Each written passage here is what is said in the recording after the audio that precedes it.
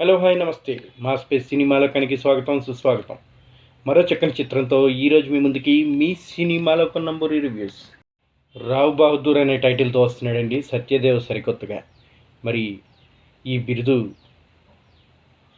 బిరుదుగా ఉందా లేక సినిమాలో ఒక పాత్రగా ఉందా, ఏ విధంగా ఇది జనాల్ని మెప్పించింది? చూస్తుంటే ఒక రాజుల కాలం నాటి సినిమా పీరియాడిక్ డ్రామా లాగా అనిపించిన, మళ్ళీ చూస్తే మోడర్న్ ఎథనిక్ లుక్ కూడా కనిపిస్తుంది. మరి ఈ సినిమా ఏం చెప్తుంది? ఇది హారర్ సినిమానా, సైకలాజికల్ సినిమానా, కామెడీ సినిమానా? ఇది జనాల్ని మెప్పించిందా లేదా అనేది ఇప్పుడు చూసుకుందాం. ముందుగా చూసుకున్నట్టయితే చిత్రం పేరు రావ్ బహదూర్.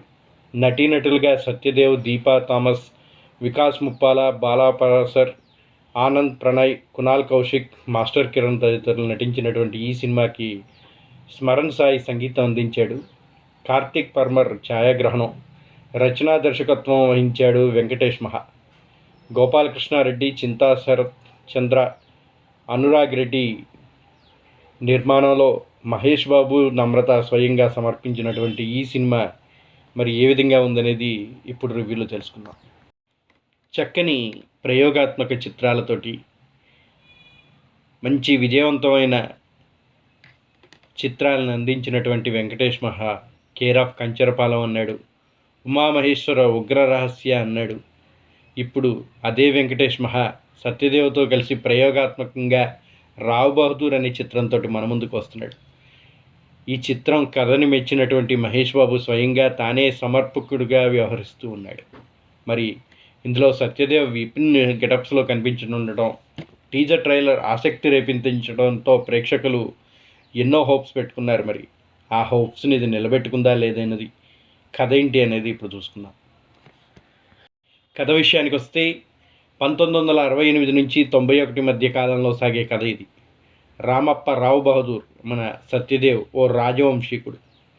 కాలేయ క్యాన్సర్తో పోరాడుతూ జీవిత చర్మాంకంలో ఉంటాడు. అతను కొన్ని నెలలకు మించి బతకడని డాక్టర్లు చెప్పినప్పటికీ వాళ్ళ అంచనాలను తలకిందులు చేస్తూ నిక్షేపంగా జీవిస్తూ ఉంటాడు. అయితే తీవ్రమైన మానసిక రుగ్మతతో సతమతం అవుతున్నట్టుగా ఉంటాడు. ముఖ్యంగా అతను ఓ అనుమానం పెనుభూతంలా పట్టి పీడిస్తూ ఉంటుంది. దాన్ని తీరిస్తే చాలు సంతోషంగా ప్రాణాలు వదిలేస్తానని తన మిత్రుడు, వ్యక్తిగత వైద్యుడు అయినటువంటి ఆచార్య మన వికాస్ ముప్పాల దగ్గర మాట తీసుకుంటాడు. మరి అతనికున్న అనుమానం ఏంటి, దానివల్ల అతని చుట్టూ ఉన్న వాళ్ళకి ఎన్ని రకాల ముప్పు తిప్పలు పెట్టాడు, అసలు రామప్ప గతమేంటి, రేణుక మన హీరోయిన్ దీపా థామస్తో ప్రేమ పెళ్లి ప్రయాణం ఎలా సాగింది, ఆమెకి దూరంగా రామప్ప ఒంటరిగా జీవించడానికి వెనుకున్న కారణం ఏంటి అనేది సినిమా చూసి తెలుసుకోవాలంటున్నాడు మన వెంకటేష్ మహా. మరి ఈ సినిమా ఎలా ఉందో ఇప్పుడు చూసుకుందాం. Why hospitals choose Rosa Flores when hygiene can't be compromised. Each part of our papermaking process is in line with policies on sound environmental management. Subsequently, the logs are washed, cut into small pieces, and cooked in a digester. It starts with natural plant fibers, carefully selected for their softness and absorbency. Our advanced technology labs transform these biodegradable materials that meet the highest hygiene standards into premium tissue products. From kitchen rolls to hospital bed rolls, Rosa Flores delivers the quality assurance that professionals trust.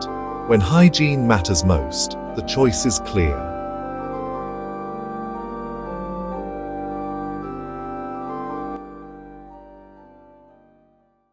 ఈ కథ చూస్తున్నప్పుడే అర్థమవుతుంది ఇది ఒక విభిన్నమైన psychological drama అని. ఒక రాజవంశీకుడు జీవిత చర్మాంకంలో ఉన్నాడు. తనకున్న ఒక అనుమానం అనే జబ్బుతో చుట్టూ ఉన్న వాళ్ళని ఆడుకుంటూ ఉంటాడు.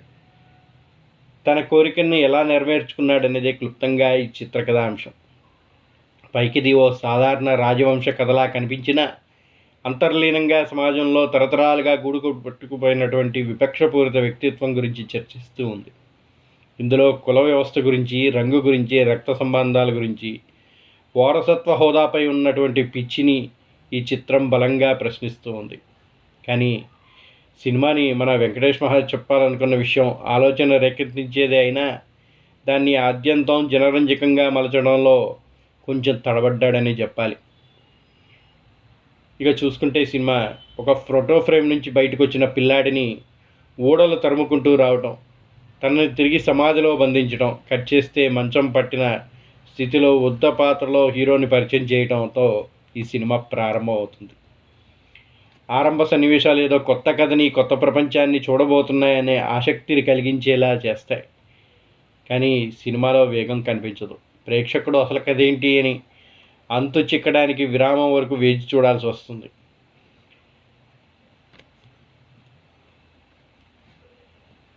ఒక ఫ్యాంటసీ మూవీలాగా చూపించాడని అనిపిస్తున్న కథ సగానికి అయ్యేసరికి కానీ అసలు విషయం అర్థం కాదు. భువనాలయ ప్రపంచం, అందులో రావు బహదూర్ జీవితం, అతని గతం, రేణుకతో ప్రేమాయణం అన్నీ నెమ్మదిగా స్లో మూమెంట్లు సాగుతూ ఉంటాయి. హీరో ఎప్పుడైతే తన అనుమానం తీర్చుకునేందుకు ప్రయత్నాలు మొదలు పెడతాడో అక్కడ నుంచి కానీ అసలు కథ మొదలవుతుంది.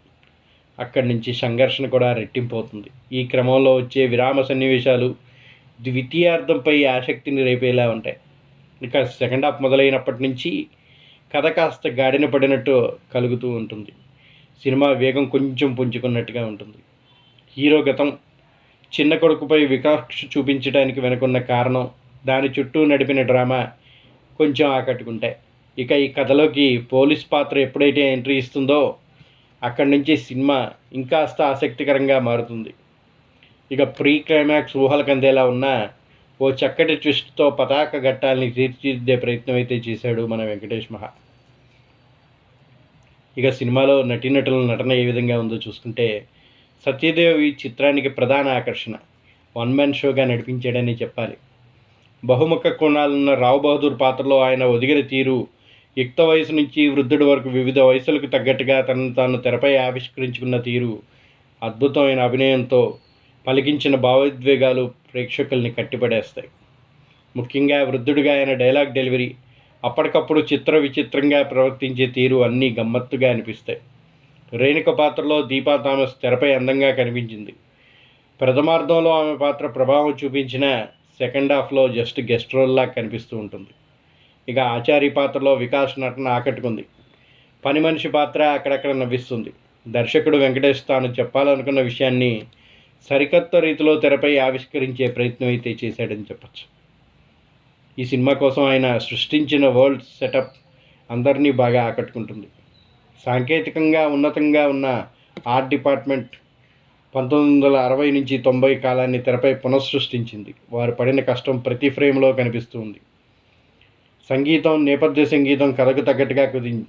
విజువల్స్ చాలా సమాజంగా ఆకట్టుకునేలా ఉన్నాయి. కాకపోతే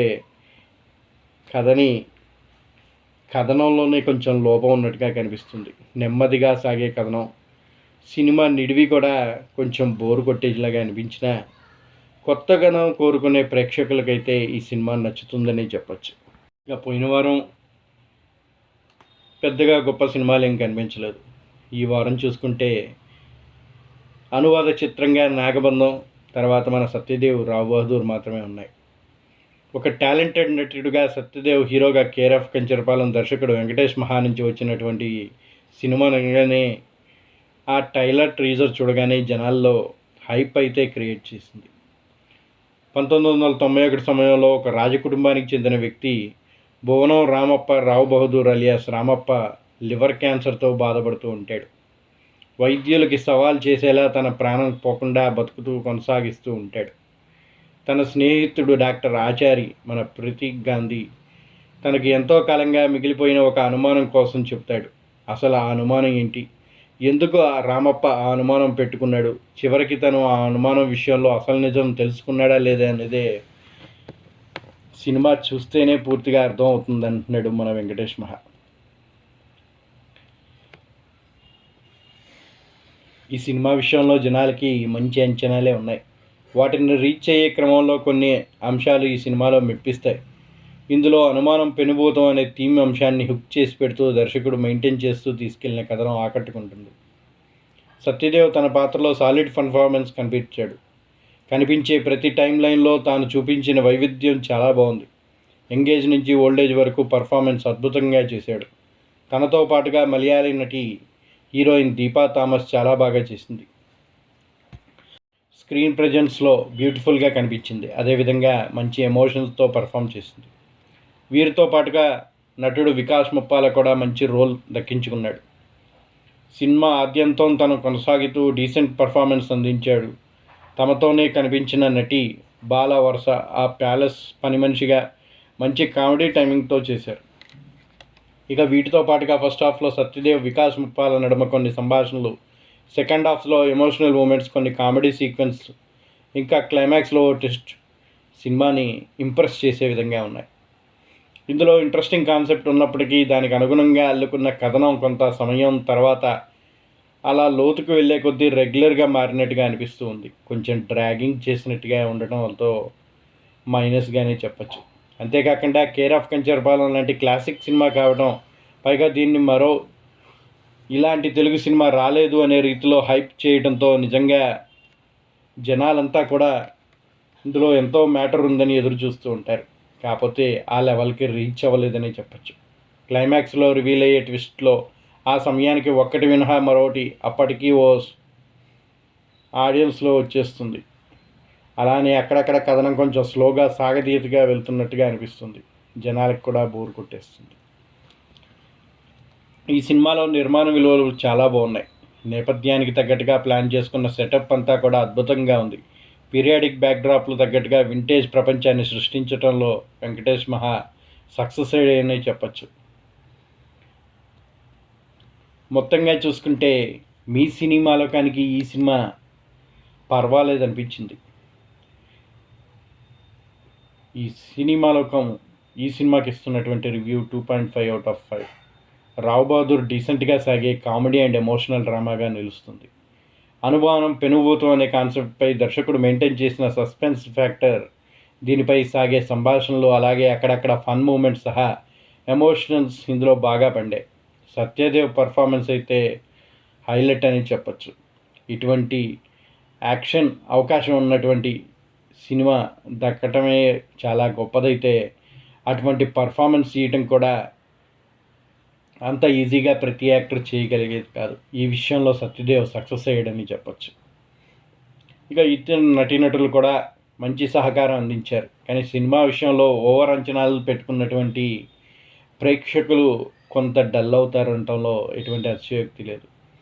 సినిమా ట్రైలర్ని, ఈ హైప్ టాక్ని వినకుండా సినిమా చూసిన వాళ్ళకి సినిమా చాలా బాగా అనిపించినా ఎంతో హైప్ ఎక్స్పెక్టేషన్స్తో వెళ్ళిన వాళ్ళకి మాత్రం కొంచెం నిరాశపరుస్తుందంటంలో ఎటువంటి అతిశయోక్తి లేదు. ఈ కాంబినేషన్ కోసం ఎదురు చూసిన ఆడియన్స్ కొంతమేర నిరాశ చెందినప్పటికీ డీసెంట్గా అనిపించేటువంటి ఈ సినిమాని ప్రతి ఒక్కళ్ళు కూడా ఫ్యామిలీతో చూసే ఎంజాయ్ చేసే అవకాశం అయితే తప్పకుండా ఉంటుందని చెప్పచ్చు. దీంతోపాటు అంత గొప్పగా వేరే చిత్రాలు ఏమీ లేనందున ఈ వీకెండ్ సక్సెస్ఫుల్గానే నడిచే అవకాశం ఉన్నట్టుగా కనిపిస్తున్నటువంటి ఈ రావు బహదూర్ మాకైతే పర్లేదు అనిపించింది. మరి ప్రేక్షకులుగా మీకు ఈ సినిమా ఎలా అనిపించింది అనేది కామెంట్ బాక్స్లో మీ రివ్యూని తెలియజేయండి. అలాగే మా ఈ రివ్యూ మీకు నచ్చినట్టయితే మర్చిపోకుండా ఒక లైక్ తెలియజేయండి. ఇప్పటివరకు సబ్స్క్రైబ్ చేసుకునే వాళ్ళు ఎవరైనా ఉంటే దయచేసి సబ్స్క్రైబ్ చేసుకోండి. అలాగే మా స్పేస్ సినిమా లోకం ఛానల్ని మీ మిత్రులు, స్నేహితులు, బంధువులు, సన్నిహితులకి మర్చిపోకుండా షేర్ చేయండి, లైక్ చేయండి, సబ్స్క్రైబ్ చేయటం మాత్రం మర్చిపోకండి. That's all. సైనింగ్ ఆఫ్ మీ నంబూరి. మరో చక్కని చిత్రంతో మళ్ళీ మీ ముందుకు వస్తాం. టిల్ దెన్, జై హింద్, జై భారత్.